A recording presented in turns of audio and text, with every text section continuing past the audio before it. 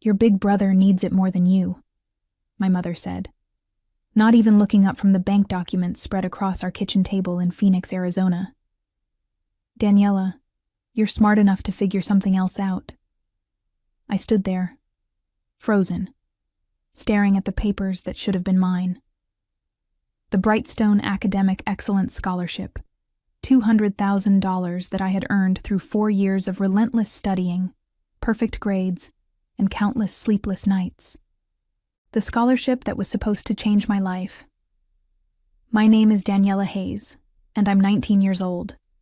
For as long as I can remember, I've been the invisible child in my family. While my older brother Austin got praise for mediocre grades and half-hearted efforts, I pushed myself to excel in everything. I graduated valedictorian, scored in the 99th percentile on standardized tests, and spent my weekends volunteering at the local animal shelter instead of partying like other teenagers. All of it was for this moment, the moment I would finally prove that I deserved recognition, that I was worth investing in. But as I watched my father, Gregory, slide the scholarship acceptance letter toward Austin, I realized that no amount of achievement would ever be enough in their eyes. "This isn't fair," I whispered, my voice barely audible over the sound of my heart breaking. "I earned this. I worked for 4 years." "Life isn't fair, sweetheart," my father interrupted, his tone dismissive. "Austin's already been accepted to Colorado State University. The timing is perfect. You can apply for financial aid like everyone else." Austin, 21 and sitting smugly at the table, finally spoke up. "Thanks, Mom and Dad. I promise I'll make the most of this opportunity." His voice carried a note of false gratitude that made my stomach turn. He hadn't opened a textbook voluntarily since middle school, yet here he was, about to benefit from my years of sacrifice. I looked around our modest living room, taking in the faded furniture and the stack of unpaid bills on the counter. My parents had always struggled financially, working multiple jobs just to keep us afloat. I understood their desperation, but I couldn't understand their logic. How could giving my scholarship to Austin possibly make sense when I was the one who had proven my academic worth? "You don't understand," I said, trying to keep my voice steady. "This scholarship was awarded specifically to me. You can't just transfer it to Austin." My mother finally looked up, her expression cold and calculating. "Actually, we can. Your father and I are still your legal guardians until you turn 21. We've already contacted the scholarship committee and explained that you've decided to take a gap year to help support the family. They've agreed to transfer the funds to Austin since he's also a qualified applicant from the same household." The room seemed to spin around me as the full scope of their betrayal became clear. Growing up in our small Phoenix home, I had always known that Austin was the favorite. It wasn't just the way my parents lit up when he walked into a room, or how they excused his failures while scrutinizing my every move. It was the fundamental difference in how they saw our futures. When Austin failed his sophomore year of high school, my parents hired an expensive tutor and made excuses to his teachers. When I struggled with advanced calculus during my junior year, they told me to figure it out myself because smart kids don't need help. When Austin got arrested for underage drinking at 17, they blamed his friends and grounded me for not being a better influence on your brother. When I won the regional science fair that same year, they skipped the ceremony because Austin had a basketball game. I learned early that love in our house was conditional and scarce, so I stopped asking for it and started earning it through achievements. I thought that if I could just be perfect enough, smart enough, successful enough, they would finally see my worth. The Brightstone Academic Excellence Scholarship had been my holy grail. It was awarded annually to one outstanding student in Arizona who demonstrated not only academic excellence, but also community leadership and financial need. I had spent months crafting my application, writing and rewriting my personal essays, gathering recommendation letters from teachers who actually believed in me. When the acceptance letter arrived 3 weeks ago, I had felt a rush of pure joy unlike anything I'd ever experienced. Finally, I had something that was mine alone. Something that proved my worth in a way that couldn't be dismissed or overlooked. I should have known it was too good to last. How long have you been planning this? I asked, my voice hollow with disbelief. My father shuffled the papers uncomfortably. We only decided after Austin got his acceptance letter from Colorado State. He needs the scholarship to attend, Daniela. You're young. You have time to figure out other options. Other options? I laughed bitterly. Do you have any idea what I sacrificed for this? While Austin was out partying and failing classes, I was studying every single night. While he was sleeping in on weekends, I was volunteering and building my resume. This scholarship isn't just money. It's validation that all of that meant something. Austin leaned back in his chair, wearing that familiar smirk that had infuriated me since childhood. Come on, Danny. Don't be such a drama queen. It's not like you won't be able to go to college at all. You'll just have to work a little harder for it. The casual cruelty in his words hit me like a physical blow. This was the brother I had defended countless times. The person I had covered for when he stumbled home drunk. The family member I had tutored through his senior year of high school when he was failing 3 classes. But as I stood there, watching them divide up my future like it was a pizza, something cold and calculating settled in my chest. They thought they knew me. Thought I was the quiet, compliant daughter who would accept whatever scraps they threw my way. They were about to learn exactly how wrong they were. That night, I sat in my bedroom staring at my laptop screen, the scholarship committee's contact information glowing in front of me. My parents thought they had covered all their bases, but they had made one crucial mistake. They had underestimated me. I picked up my phone and dialed the scholarship office. Brightstone Foundation. This is Patricia speaking. Hello, this is Daniela Hayes. I'm calling about my scholarship award. Oh yes, Daniela. Congratulations again. Though I have to say, we were surprised to receive the call from your parents about the transfer. It's quite unusual. My heart began to race. Actually, that's why I'm calling. I never authorized any transfer, and I'm not taking a gap year. My parents acted without my knowledge or consent. There was a long pause. I see. That's concerning. The transfer documents did seem somewhat irregular. Your parents claimed you were unable to call yourself due to a family emergency. What documents did they submit? They provided what appeared to be a signed letter from you requesting the transfer, along with your social security number and other personal information. But now that you mention it, the signature looked different from your original application. My hands began to shake as the full scope of their deception became clear. They hadn't just stolen my scholarship. They had committed fraud. Patricia, I need you to know that I never signed anything. My parents forged my signature and used my personal information without permission. This is identity theft. Oh my. This is a very serious situation, Daniela. We'll need to put an immediate hold on any fund transfers while we investigate. Can you come in tomorrow morning to file a formal complaint? Absolutely. After hanging up, I sat in the darkness of my room, my mind racing. My parents had committed multiple federal crimes: mail fraud, identity theft, and forgery. Part of me felt sick at the thought of what I was about to do, but a larger part felt a cold sense of justice settling over me. I opened my laptop and began documenting everything. I took photos of every document they had left on the kitchen table, including handwritten notes in my mother's handwriting that outlined their plan. I recorded voice memos detailing every conversation we'd had about the scholarship, including dates and specific quotes. Then I did something that would have been unthinkable to me just hours earlier. I researched the penalties for mail fraud and identity theft. What I found made my blood run cold and my resolve strengthen simultaneously. My parents were looking at potential federal charges that could result in years in prison and hundreds of thousands of dollars in fines. They had gambled with my future, thinking I was too weak or too loyal to fight back. But as I saved the last document to my secure folder and prepared for what would come next, I realized they had awakened something in me that I didn't even know existed.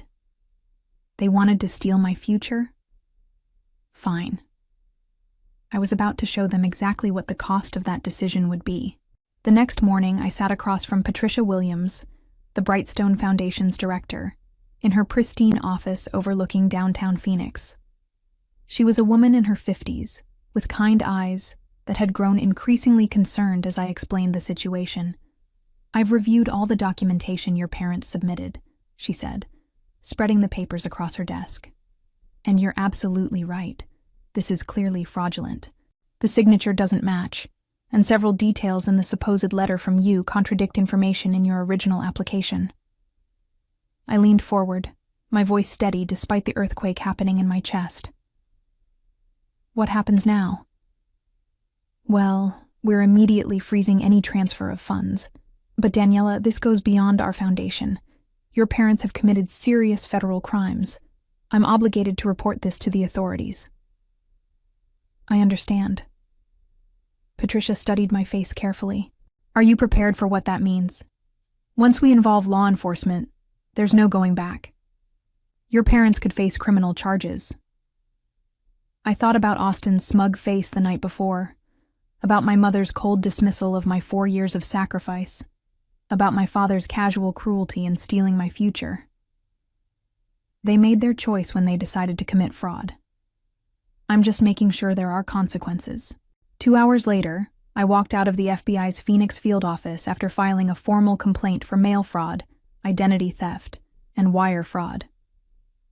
Special Agent Jennifer Torres had taken my statement and seemed particularly interested in the handwritten notes my mother had left behind, notes that clearly outlined their premeditated plan to steal my scholarship.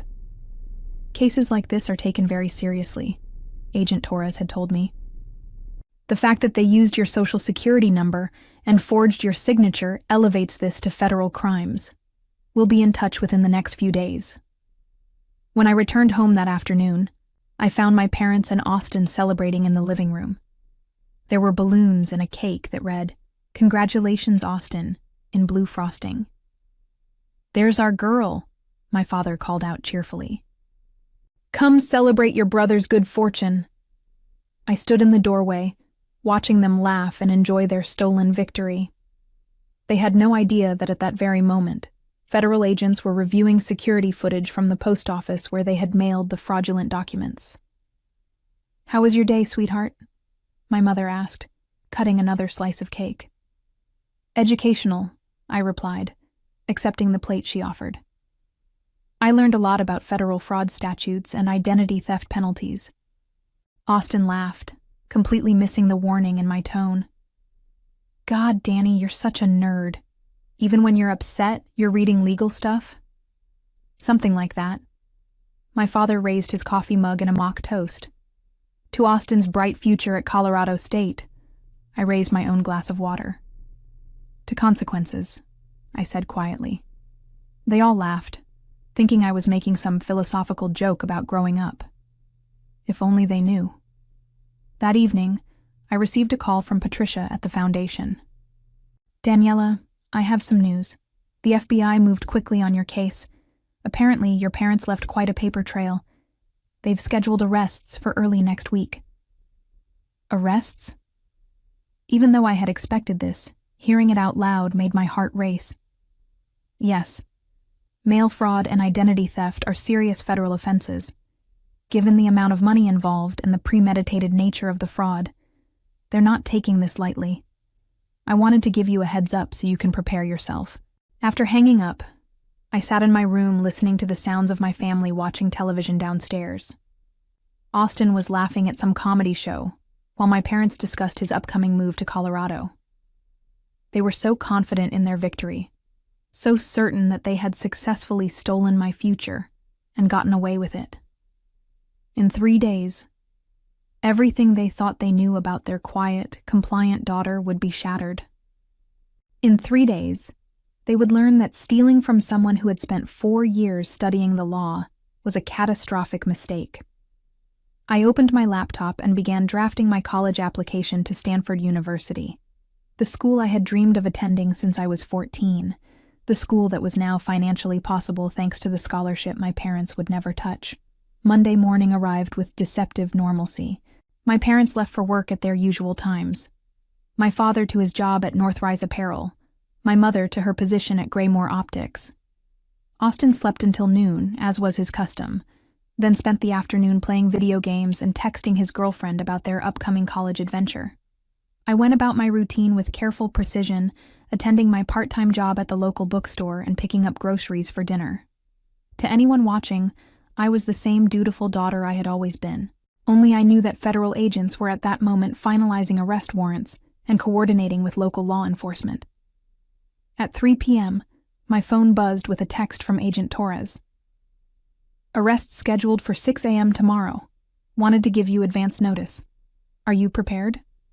I typed back, "Yes, thank you." That evening I cooked my parents' favorite meal, grilled chicken with roasted vegetables and rice. It seemed fitting somehow, a last supper before their world imploded. As we sat around the dinner table, Austin dominated the conversation with his plans for college. "I'm thinking about pledging a fraternity," he said, mouth full of food. "Dad, didn't you say you were in one?" My father nodded proudly. "Best years of my life. You'll make connections that'll last forever, son." "What about you, Danny?" Austin asked, almost as an afterthought. "Have you figured out your backup plan yet?" I set down my fork carefully. "Actually, yes. I've submitted applications to several schools with full-ride academic scholarships.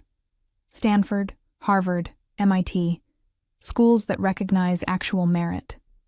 My mother scoffed. "Don't get your hopes up, sweetie. Those schools are extremely competitive. Maybe you should consider community college first." "Maybe," I said, taking another bite. "Though I have a feeling my circumstances are about to change dramatically." They laughed at what they thought was naive optimism. If only they knew. At 10 p.m., I helped my mother load the dishwasher while my father and Austin watched the news. "Daniela," she said quietly, "I hope you understand why we had to make this decision. Austin has struggled so much, and this scholarship could really turn his life around." I looked at her. Really looked at her. For what I knew would be the last time before everything changed. "I understand perfectly, Mom.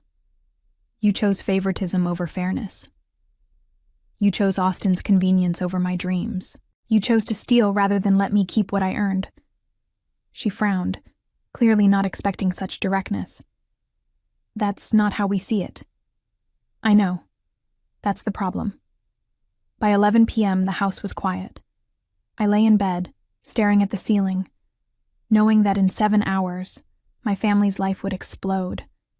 Part of me felt guilty, but a larger part felt a cold satisfaction. They had taught me that actions have consequences. Tomorrow they would learn that lesson themselves. I woke at 5:45 a.m. to the sound of car doors slamming outside. Through my bedroom window, I could see black SUVs parked in front of our house. My heart hammered as I heard heavy footsteps on our front porch. Then came the knock. Not a polite knock. A loud, authoritative pounding that echoed through the house like thunder. "Federal agents, open up!" I heard my parents' bedroom door fly open, heard my father's confused voice. "What the hell?" "FBI, we have warrants for the arrest of Gregory Hayes and Margaret Hayes." Austin's door slammed open. "What's going on?" he shouted. I got dressed quickly and opened my bedroom door just as my father reached the front door in his bathrobe. Through the peephole, he could see multiple agents in tactical gear. "This has to be a mistake," he whispered to my mother, who stood behind him clutching her robe. But as he opened the door and saw the arrest warrants, as the agents began reading him his rights, as my mother started screaming and Austin stood frozen in shock, I knew there was no mistake. Justice, it turned out, was incredibly punctual. "Gregory Hayes and Margaret Hayes, you're under arrest for mail fraud, wire fraud, and identity theft," Agent Torres announced as she stepped into our living room. Behind her, 4 other agents spread throughout the house with practiced efficiency. My father's face went completely white. "There's been some kind of mistake." "No mistake, sir. We have evidence that you fraudulently used your daughter's identity to redirect scholarship funds to your son. You have the right to remain silent." As Agent Torres continued reading their rights, I watched my parents' world crumble in real time. My mother collapsed onto the couch, sobbing hysterically, while my father stood frozen in disbelief. Austin ran down the stairs in his pajamas, his hair wild with sleep. "What's happening? Who are these people?" "Austin Hayes?" Agent Torres turned to him. "You're not under arrest, but we'll need to speak with you about your knowledge of the scholarship fraud." "Fraud?" Austin's voice cracked. "What fraud?" I stepped forward from the hallway where I had been watching. "The fraud our parents committed when they stole my scholarship and gave it to you." Every head in the room turned toward me. My parents' expression shifted from confusion to horror as they realized what had happened. "Daniela," my mother whispered, "what did you do?" "I reported crimes to the authorities," I said calmly. "Identity theft, mail fraud, wire fraud, all federal offenses." My father's face twisted with rage. "You called the FBI on your own family?"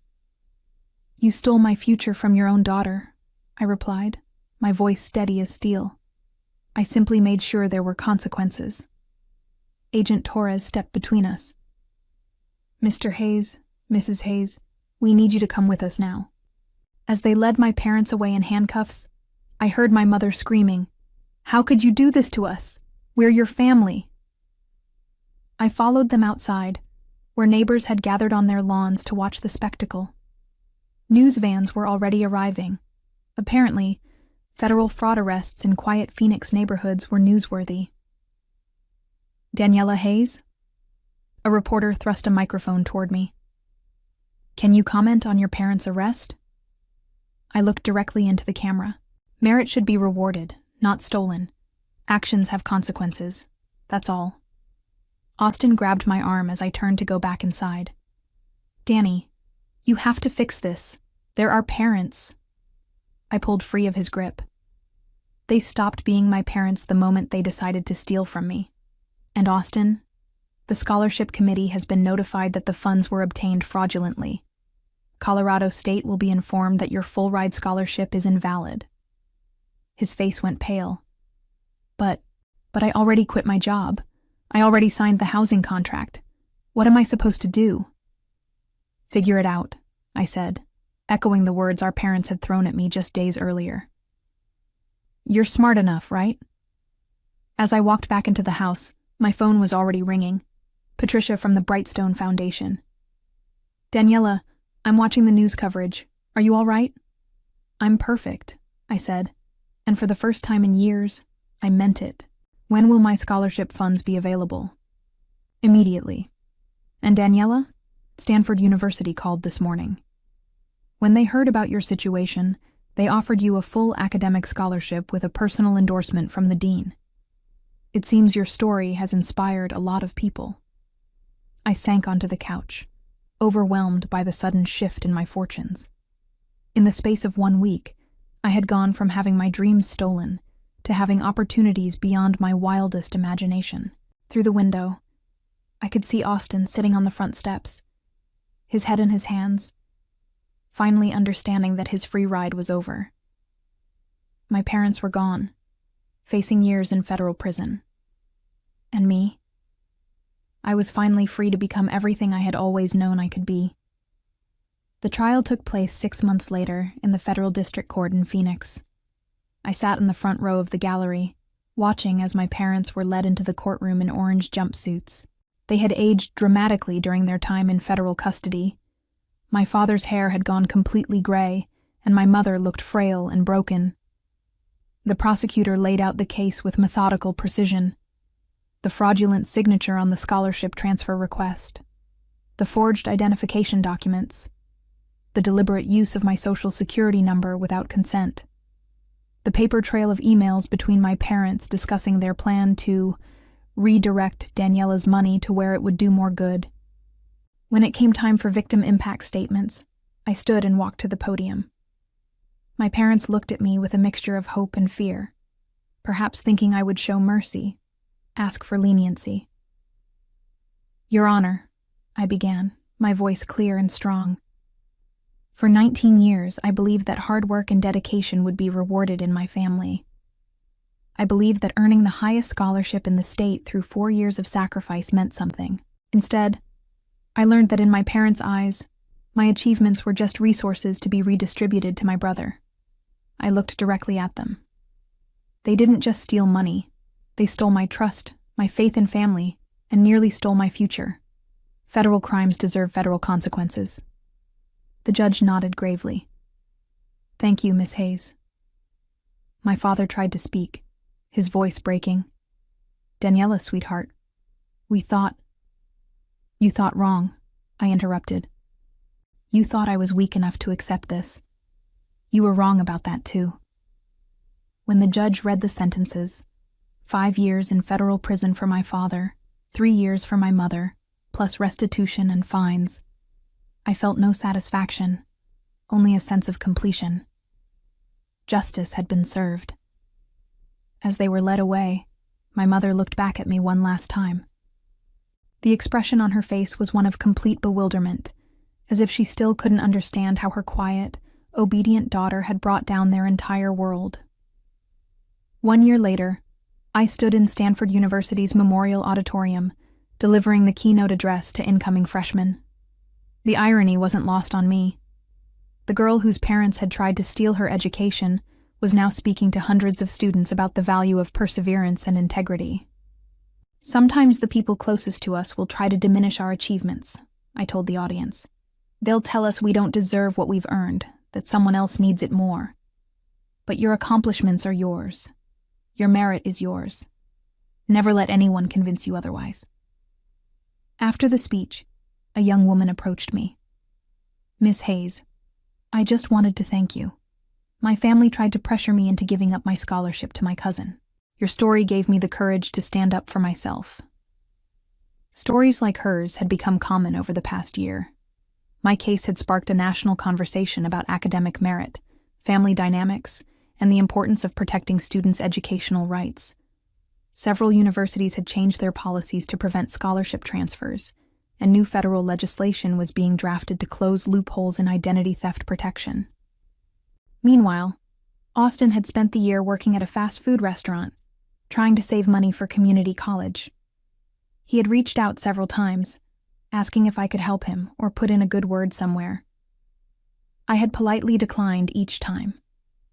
Some consequences I had learned were educational in themselves.